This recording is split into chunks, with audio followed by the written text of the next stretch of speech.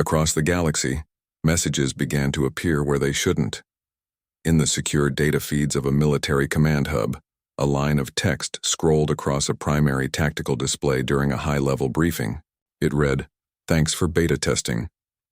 The alien admirals stared at it. The words lingered for 10 seconds before the system purge could eliminate them. On the outer hull of a battleship undergoing repairs, maintenance drones found graffiti etched into the armor plating. The same phrase, "Thanks for beta testing." It was done with a tool that left no energy residue, no molecular trace. It was simply there. A taunt etched into their strongest metal. Their media streams were next. A popular news broadcast on the avian homeworld was interrupted for 3 seconds. The screen showed a bizarre, rapid-fire sequence of a human wearing a brightly colored hat, then a primitive wheeled vehicle crashing into a wall, then a cake hitting a dignitary in the face. It was followed by a bass-heavy burst of music and laughter. Then the broadcast returned to normal. The interruption was brief, nonsensical, and deeply unsettling. It was a splash of absurdity in their structured reality. The technicians could find no point of entry, no hacked signal. The joke had simply appeared, a ghost in the machine. The effect was a slow corrosion of confidence. For some council members, it was a joke. They pointed to the crude humor as proof of humanity's primitive nature. "Soft flesh ripe for harvest," one insectoid delegate hissed, dismissing the antics as the death throes of a simple species. They saw weakness in the laughter. Others were not so sure. The ancient ones, the historians and cultural archivists, began to whisper. They dug into pre-spaceflight records of their own violent pasts. They found old warnings, proverbs about cultures that laughed in the face of danger. They talked of predators that play with their food. They sensed that the humor was not a lack of seriousness, but a different kind of seriousness altogether. It was a weapon that targeted not the body, but the spirit. The human envoy, in a rare, brief transmission to a neutral party, was asked about the strategy. His response was typically spare. "Numbers are comforting lies," he said. "Strategy is truth." He wasn't referring to ship counts or resource tallies. He was talking about the numbers they used to quantify fear, to measure morale. Earth's method was not about grand, explosive victories. It was patient, surgical. It focused on the seams of their alliance, the tiny cracks in their collective resolve. They used mockery to create doubt. They used absurdity to break logic. Every joke was a scalpel, making a small, precise cut in the fabric of their certainty. The goal was not to make them afraid of our ships. It was to make them afraid of our silence and then of our laughter. It was to make them question every alert, every report, every quiet moment. The war was already happening. They just didn't know how to fight back against an enemy that weaponized a punchline. It was inevitable because they could not defend against an attack they did not understand. The Galactic Council's chamber, once a stage for unanimous decree, became an echo chamber of discord. The unified front they had presented to the human envoy shattered into a dozen competing agendas. Where there had been arrogant certainty, there was now a chorus of anxious debate. Voices overlapped, species turning on each other as the threat shifted from a simple military problem to a deeply psychological one. They were no longer debating how to collect tribute. They were arguing about how to survive an opponent they could not quantify. A faction led by the more militant insectoid colonies pushed for immediate, overwhelming force. Their arguments were rooted in traditional doctrine: crush the enemy's homeworld, shatter their infrastructure, demonstrate the ultimate cost of defiance. They spoke of fleet formations and planetary bombardment, their logic clean, linear, and utterly blind to the nature of the conflict they were in. They believed in the purity of applied power. They saw the human psychological attacks as a symptom of weakness, a desperate attempt to avoid a real fight. Opposing them were the strategists, primarily from the avian and amphibious species. They urged extreme caution. They replayed the sensor logs from the Scout Fleet incident, the complete systems failure, the silent reboot, the polite, chilling message. They pointed to the graffiti on their own battleships, the inexplicable interruptions in their secure networks. This was not an enemy that would be defeated by a direct assault, they argued. To send a grand armada was to send it into a void that might simply swallow it whole. They advocated for reconnaissance, for espionage, for understanding the weapon before trying to break it. They were afraid, and their fear made them prudent. The human envoy's calm departure from the chamber weeks earlier now haunted their deliberations. His final words, delivered not as a threat but as a simple statement of fact, echoed in the quiet moments between arguments. "Earth will see you soon." The phrase had transformed. It was no longer the courteous farewell of a departing diplomat.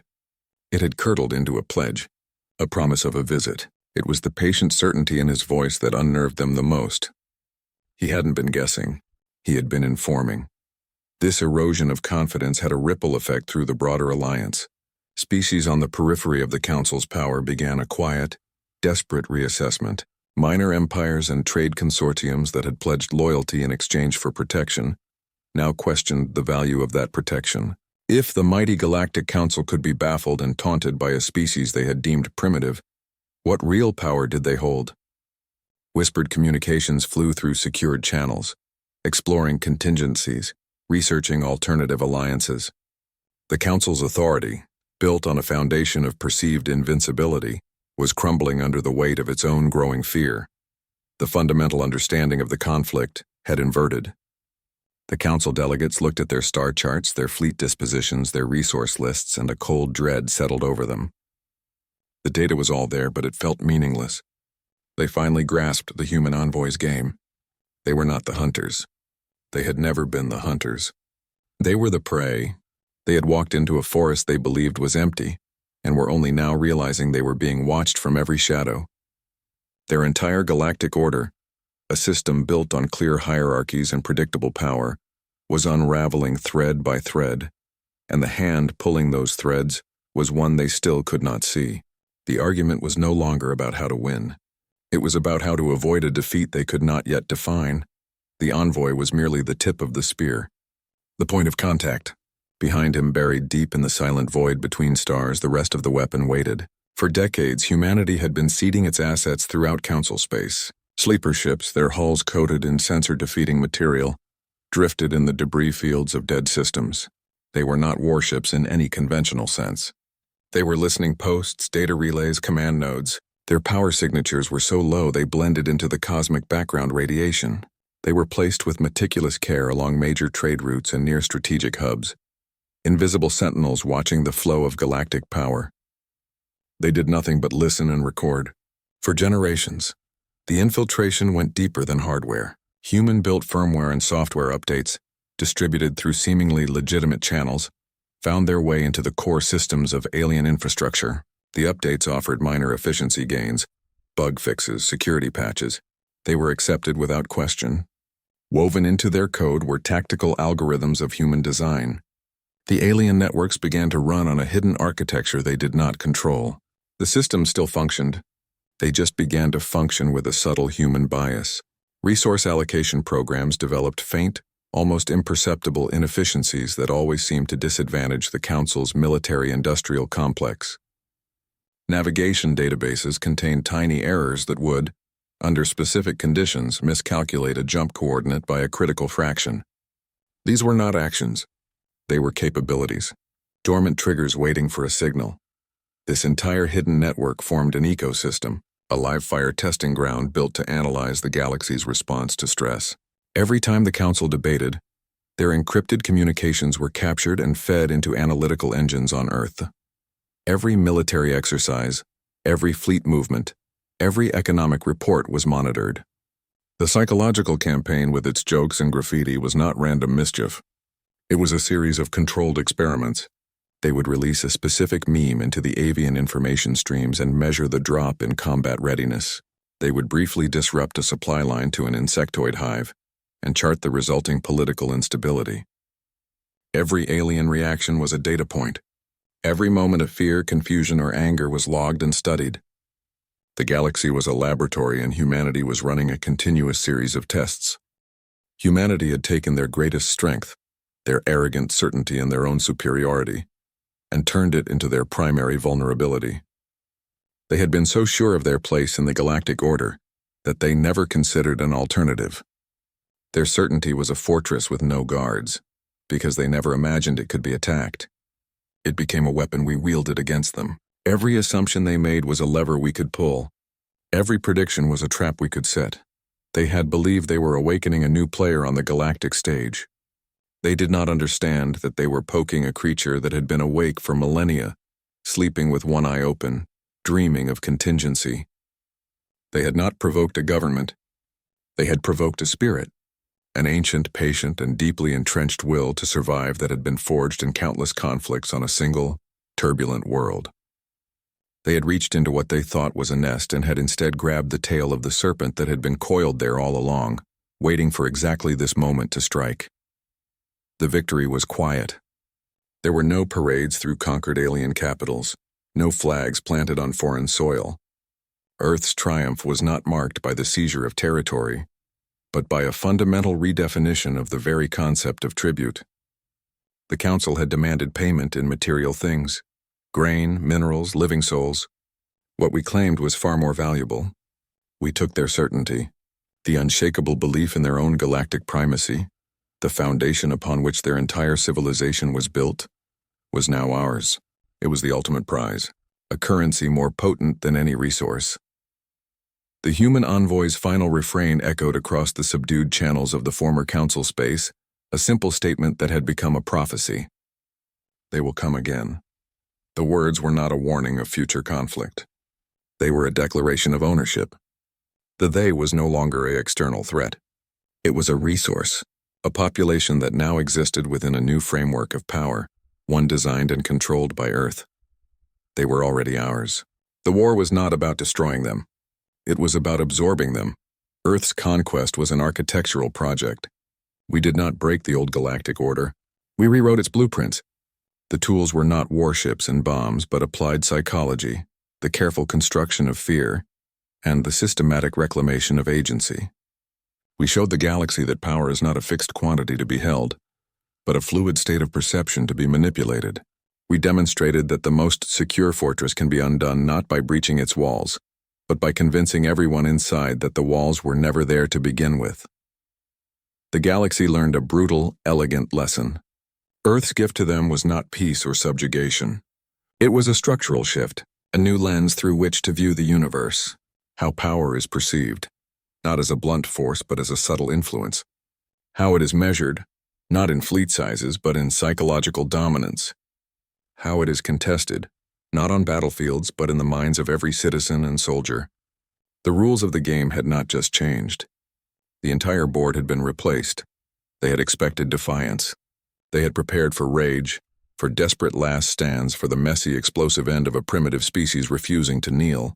What they got was elegance, a masterclass in strategic patience, a conflict resolved not through the application of superior force but through the demonstration of superior understanding. We did not meet their aggression with aggression. We met their arrogance with irony, their demands with a joke, their ultimatums with a single perfect word. They came for a tribute of resources and left having paid a tribute of their entire worldview. The most profound victories are not the loudest. They are the quietest. They are the ones that change what winning means. The Galactic Council's authority did not shatter. It dissolved. There was no final battle, no grand surrender. The structure simply ceased to function. The central command signals from the core worlds faltered, then went silent. The economic networks, already bleeding from 1,000 cuts, finally stalled. The military, its fleets confused and its commanders doubting every order, settled into a defensive paralysis. The entity that had demanded Earth's tribute was gone, replaced by a quiet vacuum. In the aftermath, the galaxy rearranged itself. Some species, like the amphibious lords and the feathered avians, formalized their new alignment with Earth. Their representatives arrived not as conquerors, but as petitioners, their offers of alliance carefully worded and steeped in pragmatic respect. They bowed not in worship but in stark recognition of a new galactic reality. Their loyalty was a transaction and both sides understood the terms. Other species, particularly splinter factions of the insectoid collectives, maintained a defiant posture. They held their territories, their weapons still nominally operational. But their resistance was symbolic, a performance of pride for internal consumption. They had the form of power, but not the function. They were statues standing in a changed landscape. The human envoy delivered one last message. It was not a speech of victory. It was a forecast. His voice, transmitted across the regained channels, held its familiar, unsettling calm. "They think war is our burden," he stated. The words were clear, devoid of triumph. "They will learn it is our gift." It was a chilling correction to the galactic record.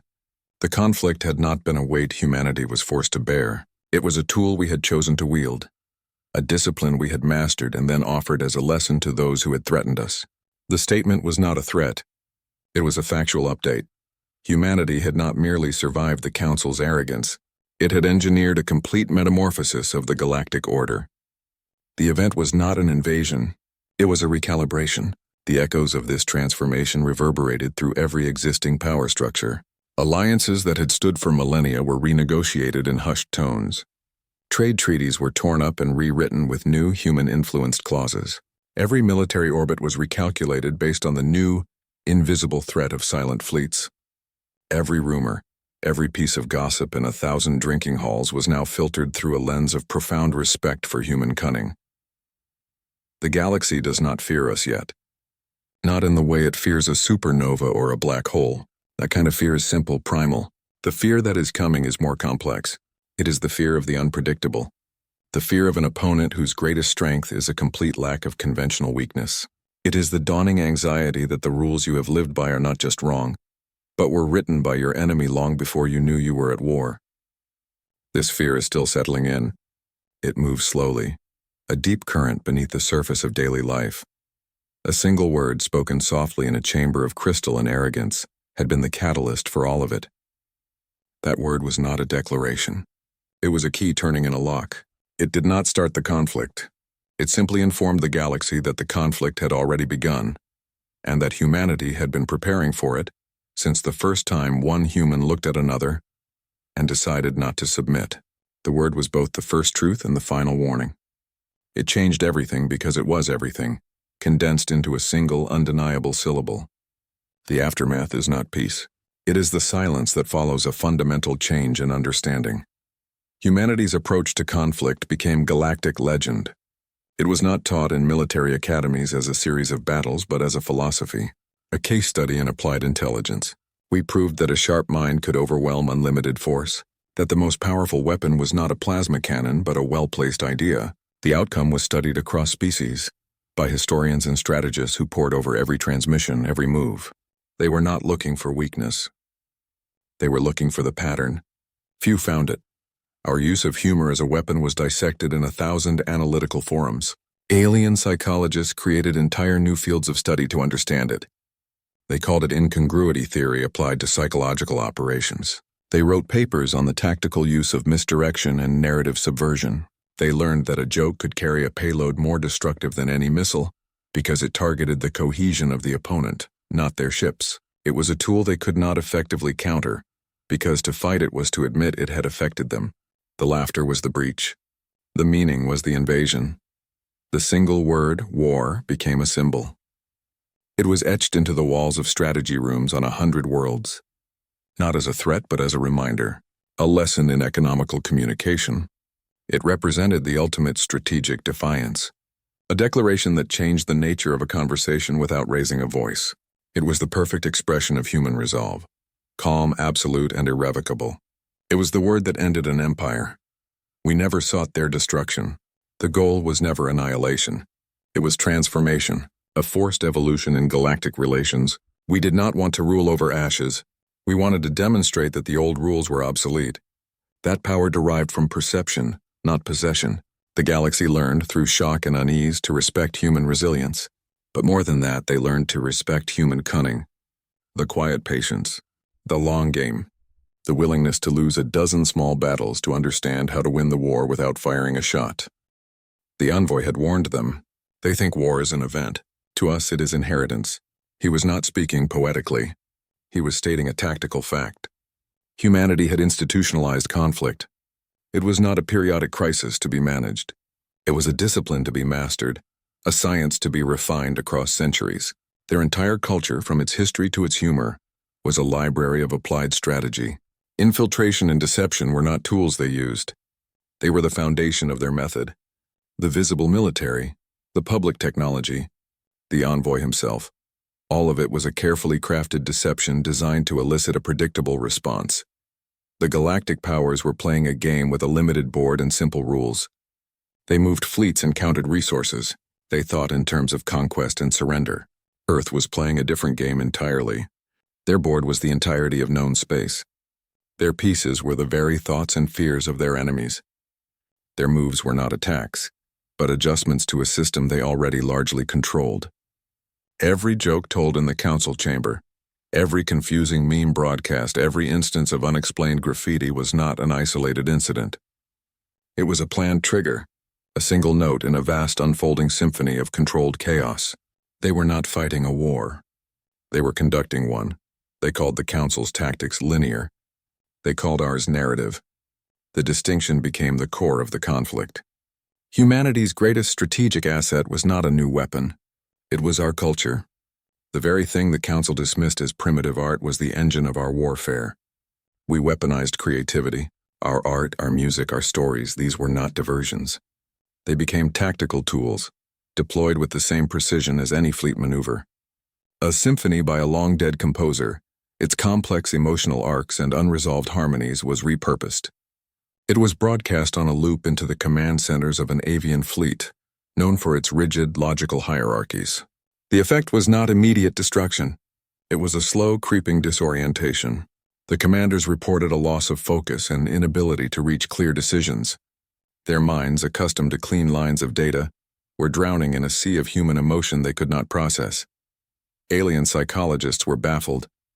They convened emergency summits, their reports filled with frustrated terminology. They could analyze a plasma burst or a shield frequency. They could not analyze a joke. Our humor was a particular kind of chaos. It relied on subversion, irony, the unexpected twist. Their predictive algorithms, designed to forecast military deployments based on resource allocation and past behavior, broke down completely when fed human comedy. A simple cartoon of a bureaucrat being hit by a falling anvil contained no logical military data, yet it would spread through their networks, causing drops in productivity and morale that were statistically significant. The algorithms registered it as noise. We registered it as a successful strike. Our stories were even worse. A human folktale about a trickster animal outsmarting a larger predator was not just a story. It was a case study in asymmetric warfare. It contained generations of accumulated strategic wisdom, encoded in metaphor. Alien cryptographers could break our military codes, but they could not decrypt the meaning behind our myths. They expected our communications to follow a logical progression: declaration, movement, engagement. Instead, we gave them narrative chaos. A transmission would begin with a children's nursery rhyme, cut to a fragment of a dramatic play, and end with a single stark data point about their own supply lines. The message was not in any one part. It was in the jarring combination. It forced them to think in human patterns, and that act alone was a form of psychological colonization. Every joke contained multiple layers. The surface was often absurd, a distraction. The second layer was a psychological probe, designed to test for a specific reaction. The third was the payload, a subtle reinforcement of a strategic concept, a seed of doubt, a meme that would replicate in their culture. Comedy became our primary delivery system for psychological operations. It was the perfect vector. It was disarming. It was memorable. It spread willingly. The galaxy began to understand this, slowly and with deep unease. They started to fear a broadcast of human laughter more than a declaration of war. They realized that our creativity was not separate from our technology. It was our most advanced technology. We hadn't just built better ships. We had built a better way to think about conflict. They weaponized metal and energy.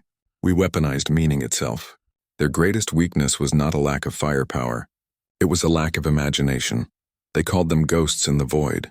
The term emerged from the hushed, frustrated reports of alien admirals whose sensor arrays showed nothing but empty space where their instruments swore an enemy should be. Earth's fleet did not appear on conventional scans. It defied the standard methods of detection: energy signatures, mass shadows, drive emissions. To the Council's advanced technology, our ships were not stealthy. They were invisible. It was not a matter of advanced cloaking. It was a fundamental difference in how they moved through the medium of space itself. Their propulsion did not push against space-time.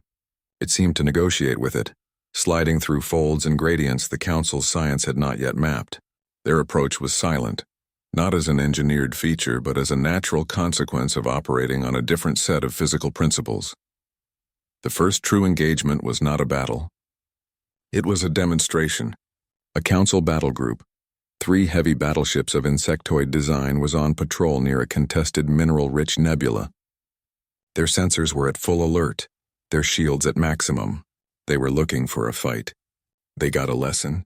For 47 seconds, their world dissolved into chaos. Their targeting systems locked onto 100 different false positives, phantom images that flitted at the edge of their resolution. Their point defense cannons fired wildly at empty space, expending munitions against nothing. Their communications jammed into a shrill, deafening whine. Then, as suddenly as it began, it stopped. The silence that followed was absolute. Their weapon systems were offline, their primary drives disabled, their sensor suites blind. They were dead in the water. Not a single hull plate was scratched. Not a single crew member was injured. The ships were perfectly intact but utterly powerless. A single, clean transmission broke the silence on their emergency channel. It was the same calm human voice from the Scout incident. It held no tone of victory, no gloating. It was the flat, polite tone of a service announcement. "We regret the inconvenience," the voice stated. Then the channel closed. The alien crews sat in the dark of their bridges, the words hanging in the air. Inconvenience. It was the most terrifying part of the event. The complete and total neutralization of 3 of the Council's most powerful warships was not considered a military victory. It was a minor disruption, an administrative hiccup to be apologized for. The technology gap was not a matter of degree. It was not that human ships were faster or their guns more powerful. It was a difference in paradigm, a chasm in understanding. The feathered avians were next. Their society was built on fierce practicality, a trait honed by millennia of aerial predation. They did not care about ideology or ancient grievances. They cared about results. The Council's visible confusion and the inexplicable nature of human tactics signaled one thing to them: weakness. A weak ally is a liability. They broke from the Council with a silent, graceful efficiency, redirecting their swift scout ships to provide Earth with real-time intelligence on fleet movements. Their contribution was not raw data, but analysis. They understood military strategy in a way the amphibians did not. They provided context, predictions, the likely reactions of their former comrades. It was a far more valuable gift. The most shocking defection came from the Outer Rim, a splinter faction of the Insectoid Collective, a hive mind that had always been a pillar of the Council's military might, severed its connection. The reason was not ideological disagreement, but simple biological imperative. The hive's predictive algorithms, which governed its every action, had been fed the data from the silent fleet engagement and the economic decay. After weeks of processing, the conclusion was inescapable. Continued loyalty to the Council represented an existential threat to the hive's continued survival. The calculus of the swarm had changed. They offered resources, access to their hidden shipyards, stockpiles of rare minerals, and the genetic codes for their most advanced bioweapons. Their betrayal was the most chilling of all because it was utterly devoid of malice or desire. It was pure logical self-preservation. Earth accepted them all. The welcome was formal, correct, and deeply cautious. There were no celebrations, no speeches of galactic brotherhood. The defectors were given secure communication channels and specific protocols. Their intelligence was taken, analyzed, and used. Their resources were absorbed into the war effort, but they were never truly brought inside. Operational security was absolute. They were given tasks, not insights. They provided pieces of the puzzle, but were never shown the picture on the box. Humanity understood their motives were practical, not ideological. They were not friends. They were assets. Their betrayal of the Council was a strategic calculation, and so was our acceptance of it. We used their knowledge of the old system to dismantle it, while ensuring they learned nothing of the new one we were building. The balance of power, which for millennia had been a fixed point in the cosmos, was now a shifting tide. The Council's foundation was not just cracking. It was being actively mined by its own former pillars. The turning of these species was not a symptom of the Council's defeat. It was the mechanism. The signal went out, a single encrypted pulse on a frequency so narrow it was mistaken for background distortion. Across the vast sprawl of Council space, the command was received. Sleeper agents awoke, not individuals in the traditional sense, but autonomous systems embedded decades earlier. They stirred within the core logic of power grids, communication hubs, and naval navigation databases. These were not bombs waiting to detonate. They were keys waiting to turn. Their activation was silent, a series of software flags changing from dormant to active. The final clock had started. In hidden shipyards and armories, the sabotage was prepped. It was not about destruction. It was about control. A subtle rewrite of a targeting algorithm here. A logic bomb inserted into a fleet coordination program there. The aim was to seize the Council's own military might and render it inert, or worse, turn it against itself. The most powerful battleships in the galaxy, the pride of a dozen species, were no longer independent weapons. They were puppets. Their crews sat at their consoles, unaware that the systems they commanded were no longer truly theirs. The strings were now held in rooms deep below the earth. The human envoy's broadcasts, which had for so long been a mix of courtesy and cryptic humor, shifted. The tone became clinical, detached. It was the voice of a surgeon stating the next step in a long-planned procedure. The message was broadcast on all channels, official and emergency, a clean signal that overrode all other traffic. "We thank you for your visit," the voice stated, a chilling echo of the politeness he had shown in the council chamber. A pause, just long enough to let the old memory surface. Then the clinical finish. "We regret to inform you that the meeting is cancelled." The words hung in the air. A bureaucratic euphemism for the apocalypse. A second transmission followed on a different band, this one aimed squarely at the military command frequencies. It was shorter, darker. "Refreshments will be served at your funerals." The dark humor was still there, but the blade was now bare. The joke was over. The punchline was here. It was a statement of finality, a promise delivered with the flat certainty of a weather report. This was not a chaotic assault. It was a symphony. Every element, the awakened sleepers, the prepped systems, the envoy's words, was a single instrument playing a precise note in a composition of controlled chaos. There was no wasted motion, no unnecessary force. Every possible council reaction had been anticipated, every countermove already accounted for in the strategic models running in those underground bunkers. The council admirals would give orders and their fleets would respond with a half-second lag, or not at all, or in a way that perfectly played into a human trap. They were not commanding their forces. They were providing input to a system they did not control. The Galactic Council finally understood. The fear that had been growing in their halls crystallized into a single, horrifying realization. Earth's victory did not lie in having a bigger fleet or a better gun. Their triumph was in the architecture of fear itself. They had not built a weapon to destroy their enemy. They had built a mirror, and in it the Council saw its own arrogance, its own rigidity, its own predictable patterns reflected back as vulnerabilities. Humanity's greatest weapon was the Council's own certainty, and now, that certainty was gone. They had been outmaneuvered not in space but in the mind. The meeting was indeed cancelled. The war was already over. They just didn't know it yet. Council space began to fray. Its integrity, once unquestioned, now showed strain at every seam. The grand networks that had once bound 1,000 star systems began to behave erratically. Communication channels, the lifelines of their empire, developed glitches that were more than technical failures. Voices would distort into whispers that spoke of forgotten battles. Data streams would stutter and show images of human cities from centuries past. It was haunting. A sense of history pressing in where it didn't belong. The ghosts were not in the void anymore. They were in the wires. Supply chains, the intricate circulatory system of their power, fractured, not with a single catastrophic break, but with 1,000 small inexplicable failures. A harvest fleet would arrive at a depot to find it empty, the automated systems having shipped the food stores to a planet that had not requested them.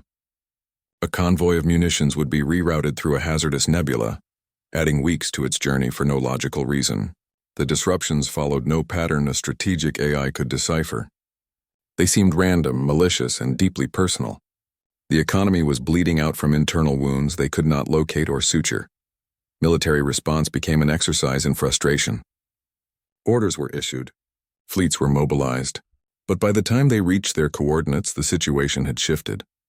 Human forces were never where intelligence said they would be. They struck targets that seemed insignificant, then vanished before retaliation could be organized. The Council's admirals were always reacting, always a step behind, always punching at shadows. They were not fighting an enemy fleet. They were fighting their own reflection in a distorted mirror. Every move they made was anticipated, countered, or used against them before it was fully executed. The human envoy's voice returned to the airwaves. His transmissions were no longer cryptic or layered with jokes. They were simple, stark, and direct. They cut through the chaos like a knife. "You should not have demanded tribute," he stated, his tone that of a parent stating an obvious rule to a child who had broken it. The words were not a taunt. They were a diagnosis. A second message followed. "You should have studied history." It was an indictment of their entire approach. They had looked at humanity and seen resources to be harvested. They had not seen the pattern. They had not seen the constant grinding evolution of a species that had spent its entire existence perfecting the art of conflict. Our legacy was not one of conquest. There were no monuments to our victory on alien soil, no subjugated populations. Our legacy was evolution. We accelerated the galactic timeline by 1,000 years. We showed every species that true power does not reside in the barrel of a gun or the hull of a warship. It lives in the perception of the opponent. It is built on strategy, on the ability to see 3 moves ahead on a board your enemy does not know exists. We weaponized culture. We weaponized economics. We weaponized psychology. But most of all, we weaponized understanding. The human spirit, that messy, unpredictable, and fiercely stubborn will, became the most feared force in the cosmos. Not because it was violent, but because it was inventive. It could not be catalogued or predicted.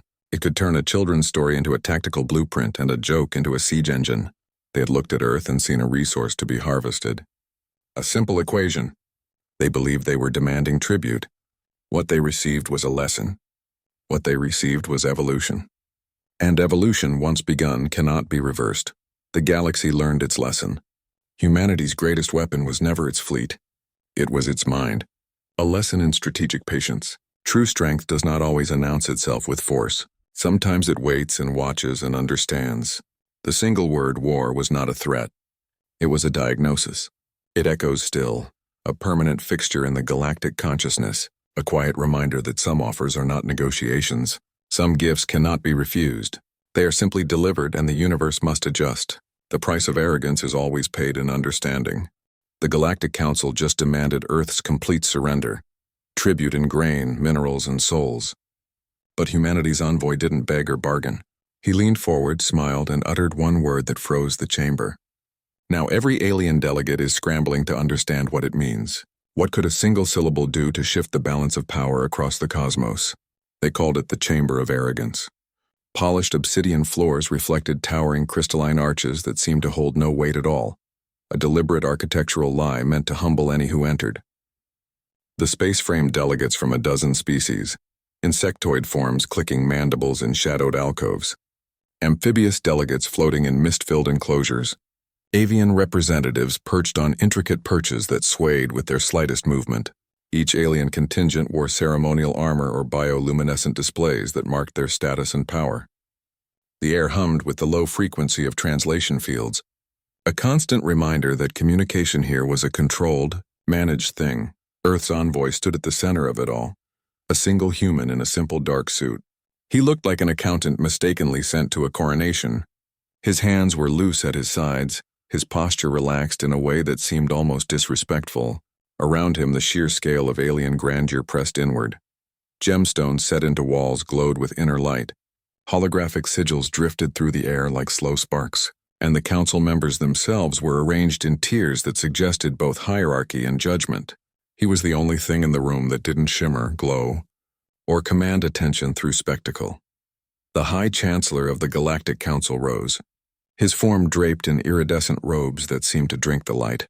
His voice boomed through the hall, amplified and layered through translators that stripped it of nuance but not weight. He spoke of humanity as a young species, newly spacefaring, unproven. He used words like tribute, contribution, and honored service, but the meaning was clear. Grain from our soil, minerals from our mountains, soldiers from our cities, breeding stock from our population. The demands were absolute, non-negotiable, delivered with the cold certainty of a predator stating the rules of the hunt. The envoy did not react. His face held a look of polite attention, nothing more, but his eyes were moving, cataloging. He noted the slight delay in the translation matrix when the Chancellor mentioned biological assets. He saw the way the avian delegates, feathers ruffled at the term breeding, stock, a flicker of distaste quickly suppressed. He watched the insectoid delegate's forelimbs twitch, a sign of impatience or anticipation. The human was not just listening. He was measuring. The chamber expected fear. They expected bargaining. They expected the primitive to show itself, pleading, desperation, the raw panic of a cornered animal. What they got was observation, pure calm, unnerving assessment. The envoy's silence was not submission. It was a closed door. Behind it, calculations were running. Probabilities weighed. The stage was not set for a negotiation. It never had been. This was an appraisal of strength, and the council, in its arrogance, was showing all its cards. They thought they were issuing an ultimatum. They were actually providing a briefing. The human envoy's voice, when it came, was softer than expected. It carried no edge, no theatrical resonance. He did not pitch it to fill the chamber. He spoke as if to a single person, a quiet counterpoint to the Chancellor's booming pronouncements. He acknowledged the Council's demands with the careful neutrality of a clerk reading meeting minutes. He used their own formal terms, the proposed resource allocation, the suggested conscription parameters. But his tone drained the words of their imperial weight. He was not refusing. He was not agreeing. He was simply repeating their ultimatum back to them. And in that simple act, he was stripping it of its power, an amphibious delegate, its gelatinous form undulating within its misty tank, interrupted with a gurgling hiss. The translation field rendered its question as a sneer. Does the primitive comprehend the honor being bestowed? Or does its simple brain require simpler terms? The chamber hummed with a low current of alien amusement. This was the expected dynamic. The strong mock the weak. The envoy turned his head a fraction. His expression remained placid, almost kind. "I comprehend," he said, his voice still quiet. "It reminds me of a story we tell our children. A very large fish once demanded a very small fish pay it a tribute of scales. The small fish agreed, on the condition the large fish open its mouth wide to receive the payment." He paused, letting the translators catch up. A few delegates shifted. The small fish swam directly into the large fish's throat. It got stuck. The large fish, unable to breathe or eat, slowly suffocated. Another pause. The silence grew thick. We never figured out if it was a story about greed or poor accounting. For 3 full seconds, there was nothing. Then a burst of mechanized laughter echoed from the insectoid delegation's alcove. A sharp clicking sound. It was joined by a warbling chuckle from the avian perches. The laughter was uneven, strained. It was the sound of beings who recognized a joke but could not locate its true target. They laughed because they assumed it was a fumbling attempt at deference, a self-deprecating parable from a simple species. They missed the blade inside the courtesy. The envoy did not smile. He simply watched them. His calm was a wall. Their laughter died out, leaving an awkward void they rushed to fill with renewed demands. Their frustration began to surface, a thump of a talon, a sharp flutter of robes. They pressed harder, their voices losing their practiced condescending tone and gaining a raw edge. The human's unshakable composure was sand grinding in a fine gear. They were still operating on the assumption that this was a negotiation. They were offering minor concessions, clarifying threats, trying to find the human's price. They did not understand that the moment he told that joke, the fundamental dynamic of the room had inverted. He was no longer a petitioner. He was an analyst, and they were the specimens under observation. Every show of irritation, every flicker of uncertainty was another data point. He was playing a game of multi-dimensional chess on a board they hadn't even perceived, and he had just made the opening move. The High Chancellor's patience broke. The time for courteous deflection was over. His final words were not amplified for drama. They were flat, dry, administrative. The tribute was non-negotiable. Compliance was required. The terms were absolute. He listed them again, each resource, each demographic, each percentage of planetary output. It was a recitation of ownership. The chamber fell into a deep quiet, the kind that exists only when power believes it has spoken its last word and expects only silence in return. The show of force was complete. The display of dominance was concluded. They waited for the human to kneel. Instead, the envoy leaned forward. It was a small motion, almost intimate, as if he were sharing a secret across a small table. The faint, polite smile that had been on his lips since he entered never changed. It didn't widen into a threat or tighten into defiance. It remained a steady, unsettling constant. His eyes, however, lost their look of passive observation. They focused with a clarity that was physical, a beam of pure attention directed at the Chancellor. The contrast was jarring, the soft smile, the hard eyes. He spoke a single word. His voice was quiet, a low register that didn't carry, forcing the chamber's audio pickups to strain. He did not shout. He did not hiss. He stated it. War. The word left his mouth and hung in the air, simple and unadorned. The Council's greatest scientists were summoned. They pored over the sensor logs, the energy readings, the fragments of data captured in those 47 seconds. Their conclusions were unanimous and deeply unsettling. The event defied explanation. The energy required to disable 3 capital ships should have been massive, a flare visible across star systems. There was nothing. The method of attack did not correspond to any known weapon system, theory, or even hypothetical paper model. It was as if the laws of physics themselves had been temporarily suspended in a precise, localized area. Humanity had not advanced beyond them on a linear path. They had not built better versions of the same technology. They had discovered a different road entirely, one that branched off into concepts the galactic community had never imagined. Their science, built on millennia of consolidated knowledge, could not explain what had happened. The ghosts in the void were not just ships. They were a question to which the Council had no answer. The Galactic Council's power was not just in its fleets. It was in its economy, a vast interwoven system of trade routes, resource contracts, and financial networks that fed its military and sustained its political control. This was the next target. Earth did not attack it with bombs. It attacked it with mathematics. Our cyber warfare units operating from those deep bunkers began a long, patient insertion. They did not crash systems or steal funds. They made tiny, almost imperceptible alterations to the financial algorithms that governed the flow of wealth across 1,000 star systems. A decimal point shifted in a trading formula. A logic gate subtly inverted in a resource allocation program. The changes were minor, the digital equivalent of a single grain of sand in a complex machine. At first, the effects were dismissed as anomalies. A major trade route between 2 core worlds developed a consistent, inexplicable delay. Ships would arrive hours late, their precious cargoes of minerals or foodstuffs missing critical delivery windows. The losses were written off as bad luck, minor logistical friction. Then another route began showing the same pattern. And another. The inefficiencies multiplied, not in a catastrophic rupture but as a slow, steady bleed. Resource allocation systems, the very brains of the Council's industrial complex, began to make decisions that seemed irrational. A key shipyard would receive a surplus of a useless alloy, while facing a critical shortage of engine components. An agricultural world would be sent heavy mining equipment instead of requested soil processors. The system was not broken. It was confused. It was working against itself. The galactic economy began to bleed from 1,000 small cuts. Profits margins shaved away by fractional percentages. Production lines slowed by tiny accumulating delays. The Council's economic advisors assembled teams of their finest analysts. They ran diagnostics for weeks. They found nothing. No viral code, no hostile intrusion. The systems were clean. The algorithms were, by every measurable standard, functioning perfectly. The flaws were not errors in the code. They were errors in the logic the code was built upon. The foundational assumptions of their economic models had been subtly, surgically poisoned. They were chasing ghosts in their own ledgers. Human economic warfare was not a hammer.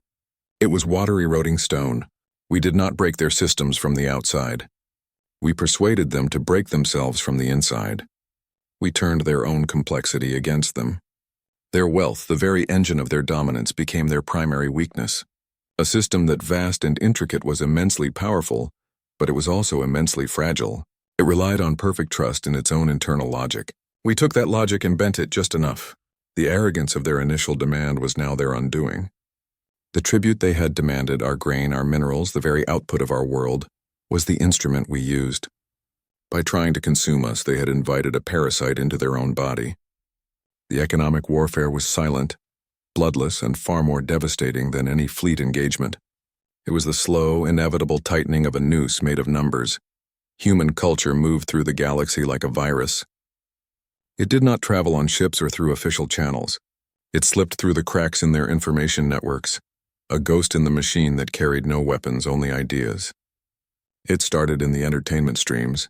A piece of human music would appear spliced into an alien broadcast, its strange melodies and complex rhythms lingering in the minds of listeners long after the signal cut. Then it was fashion.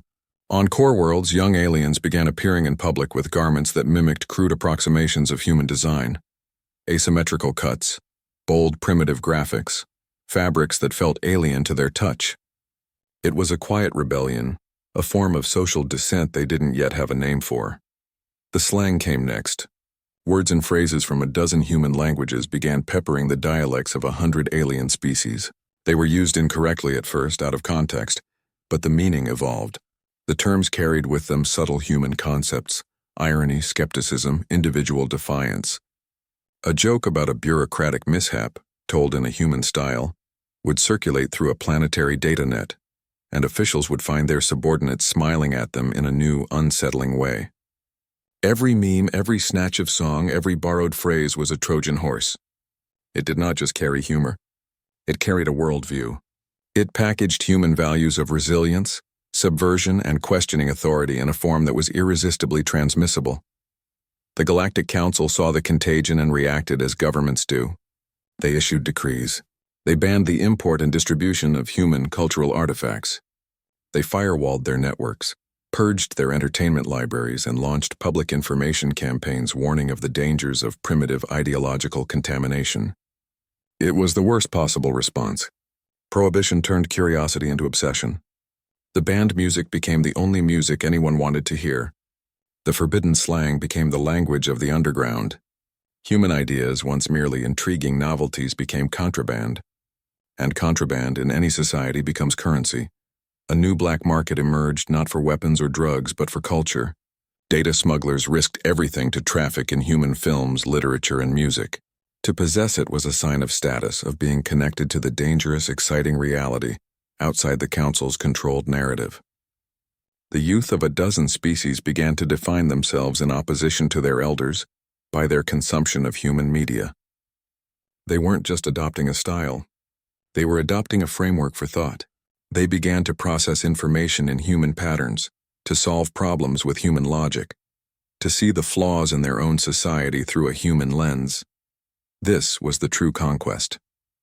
It happened not in the void of space or the halls of power, but in the minds of citizens across the galaxy.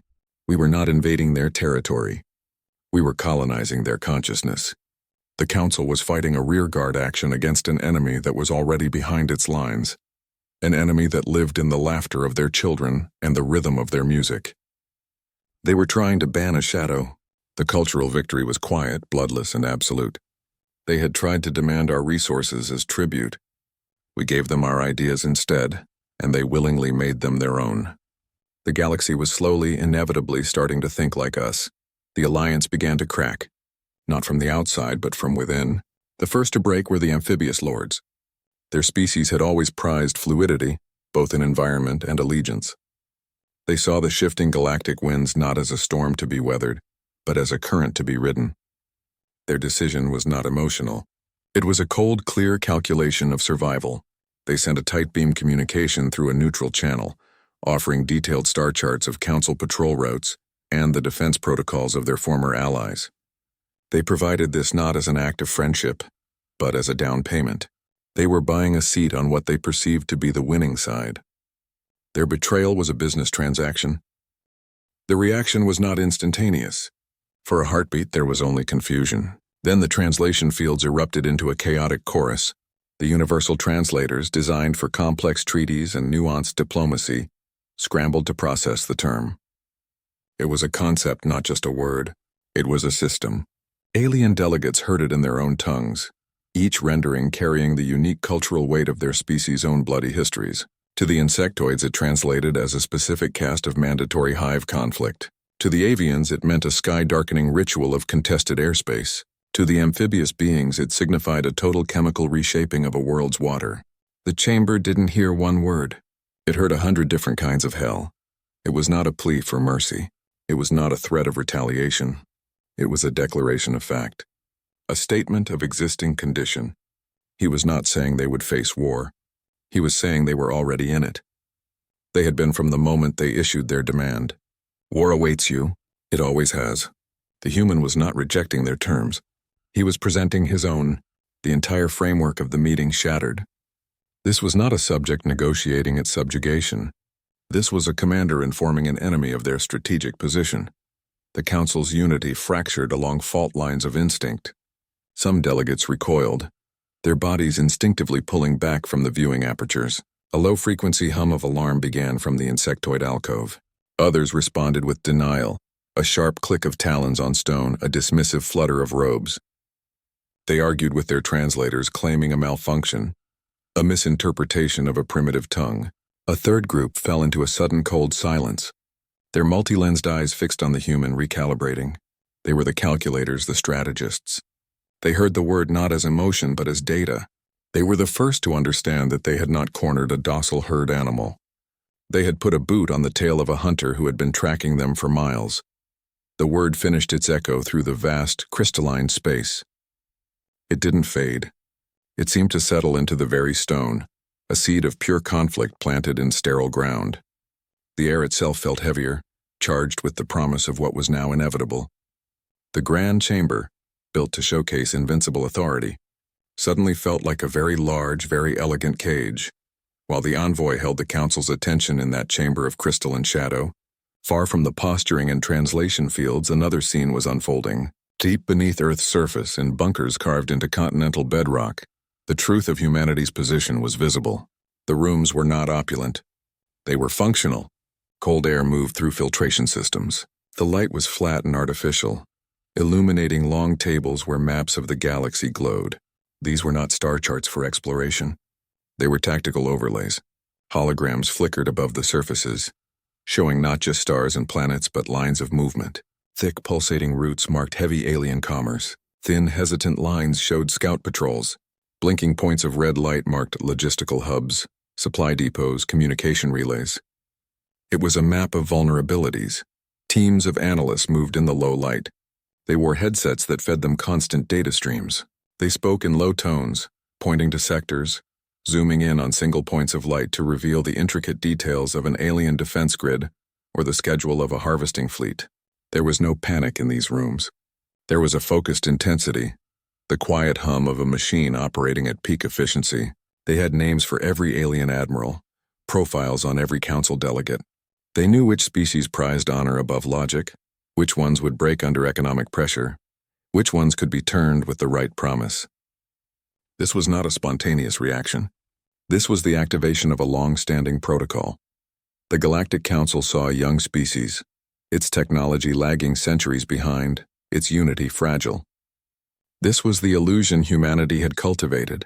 The technological gap was a strategic choice, a mask. Our public-facing ships were slow. Our weapons were visible, predictable. Our cities were open. Meanwhile, in hidden shipyards orbiting gas giants and built into asteroids, another fleet took shape. Their hulls didn't reflect light in a conventional spectrum. Their drives didn't leave energetic wakes. Their weapon systems operated on principles the Council's science had dismissed as theoretical. We hadn't fallen behind. We had simply advanced on a different path, one they weren't looking for. This preparation was not just in steel and circuitry. It was in the mind. Historians and psychologists had spent decades deconstructing every alien cultural record we could intercept. They studied their art for clues to their fears. They analyzed their music for patterns in groupthink. They read their literature to understand their concepts of honor, shame, and defeat. Every joke the envoy told was crafted. Every anecdote was a psychological probe designed to elicit a specific reaction, to confirm a hypothesis about how a species would respond to incongruity under stress. The wit was a weapon.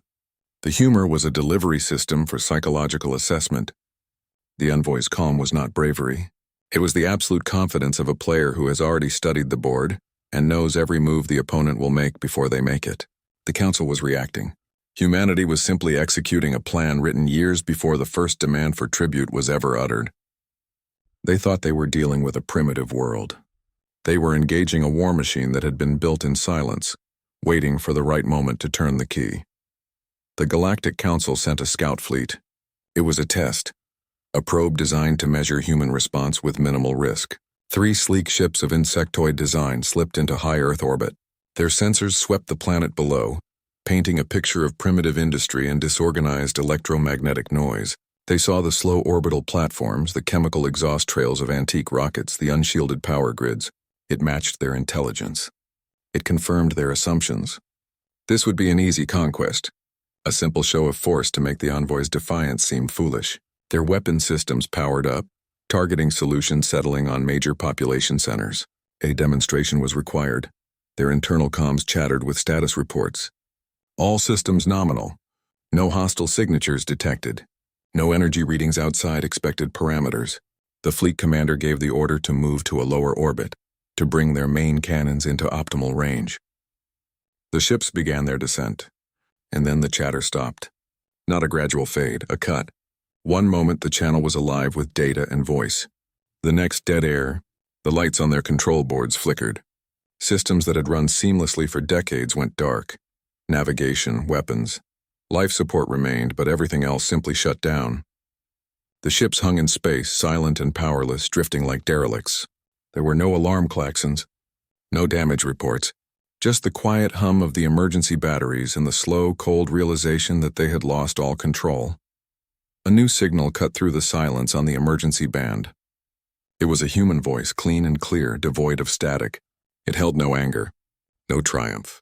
It was the tone of a receptionist confirming an appointment. "Welcome to Earth orbit," the voice said. A pause, just long enough to let the words settle in the dead quiet of the bridge. "Thank you for your donation." The message ended. The alien crews stared at their dead consoles. Donation? The word made no sense in this context. It was a term of commerce, of voluntary exchange, not warfare. Then their systems rebooted. Lights flickered back on across the control panels. Engines hummed to life. Navigation charts repopulated. It was as if nothing had happened. Except their weapon systems remained offline, locked out by an external command. Their sensor logs of the event were gone, wiped clean, and their ships were now precisely 100 kilometers further out in orbit than they had been a moment before. Repositioned, moved. They had been physically handled by an unseen force. There was no debris, no energy spike, no enemy vessel on their scopes. It was as if empty space itself had reached out, disabled them, spoken to them, and then put them back like a child setting down a toy it had grown bored with. The fleet turned and left. They did not report the incident immediately. There was nothing to report. No enemy engagement. No measurable defense. Just a complete and utter loss of agency followed by a polite, confusing message. When the report finally filtered up to the council, it caused more confusion than alarm. A technical anomaly, some argued. Human electronic warfare, crude but effective, argued others. But the commanders of that scout fleet knew. Their pride was shattered. They had not been fought. They had been handled. The message that spread through the galactic command structure was not one of a powerful defense, but of a quiet, absolute control. Earth hadn't destroyed the scouts. It had simply demonstrated that it could have at any moment, without them ever seeing it coming. They had come to test a shield and found themselves standing on a trap door. The void around Earth was not empty. It was armed. The war was in their minds before it was in their space. Earth's assault was not merely physical. It was psychological. While the Council debated fleet movements and resource allocations, a different kind of weapon was already moving through their systems. It left no radiation signature. It caused no structural damage. Its target was certainty.